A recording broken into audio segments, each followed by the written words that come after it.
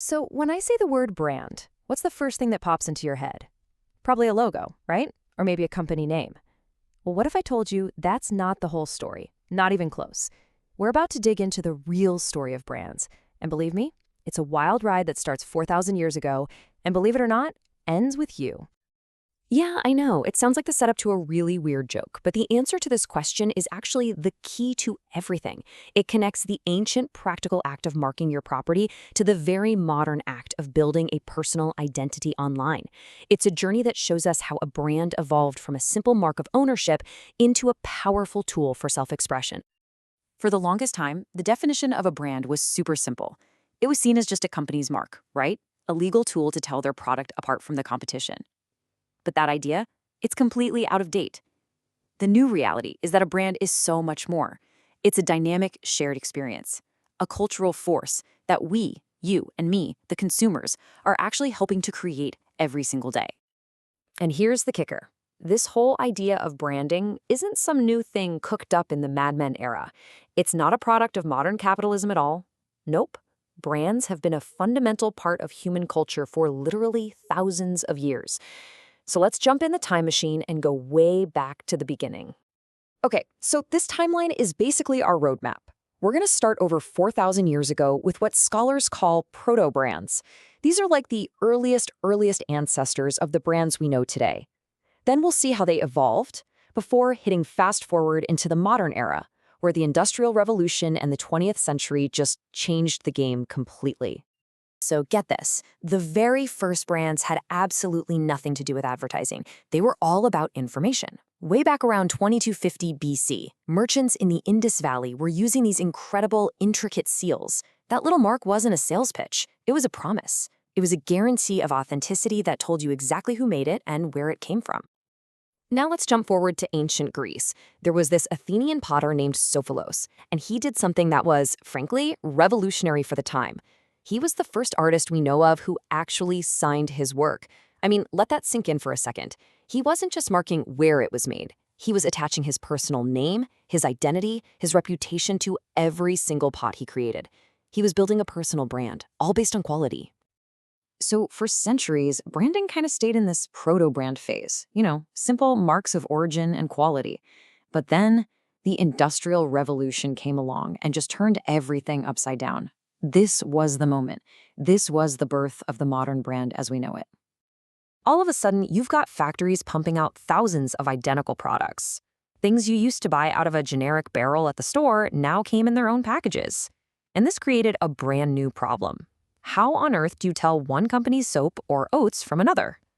Well, brands like Heinz and Quaker Oats jumped in to solve that problem, building trust with people all across the country. It all culminated in the very first registered trademark in the UK in 1876, that simple, iconic red triangle for Bass beer. Then, after World War II, the ground shifted again. This quote from 1955 absolutely nailed it. It was a total game changer. People realized a brand wasn't just a label for a product that works. It was a symbol. It had a personality. It carried meaning. I'm not exaggerating when I say this single idea completely reshaped marketing forever. And this brings us right to the heart of this entire explainer, the big idea. You see, the old myth was that companies create brands and then just, push them out into the world for us to consume. But the reality? You, yes, you, are an active co-creator in what a brand actually stands for.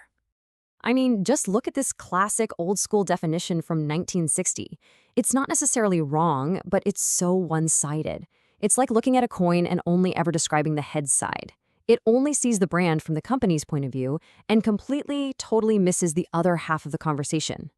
In fact, that old definition fails in 4 really big ways. It doesn't even begin to ask, what does a brand truly mean to people? Can a brand become so powerful that it's independent from the product itself? Who actually creates all that meaning? And who else is involved in this whole process? Well, modern thinking has the answers. So here's the deal today. A brand is a symbolic tool we all use to help build our own identities. A brand can become so powerful that it's actually more valuable than the factories that make the stuff. Its meaning isn't dictated, it's co-created by all of us through conversations and culture.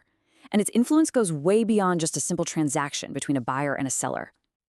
This slide just nails the whole shift perfectly. We've moved from the small B brand, which is basically a legal tool, a logo, to the big B brand. And that big B brand, that's a personality. It's a whole value system. It's a living, breathing thing that's always evolving and promises you a totally unique experience. We've gone from a static noun to a dynamic, living concept.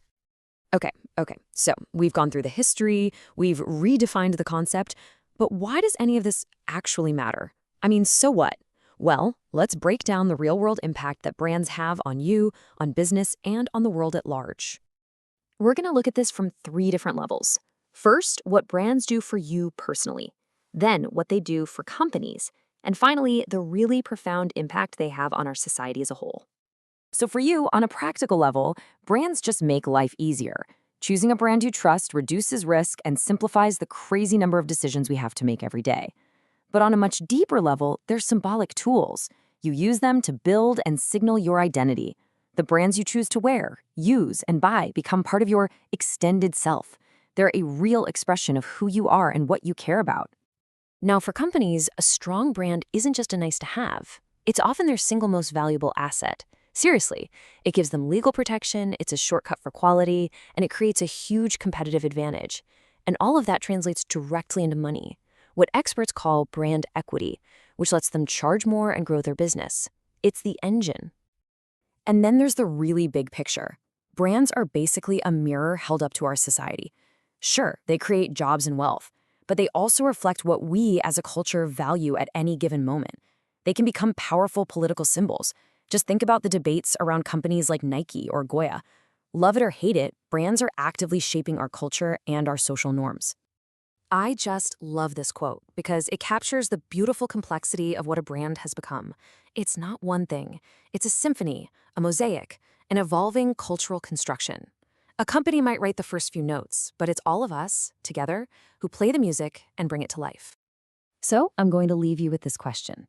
The next time you pull on a t-shirt or buy a specific brand of coffee, just pause for a second. Remember, these aren't just things. They are symbols that you have personally chosen. So, what story are they telling the world, and more importantly, telling yourself about who you are?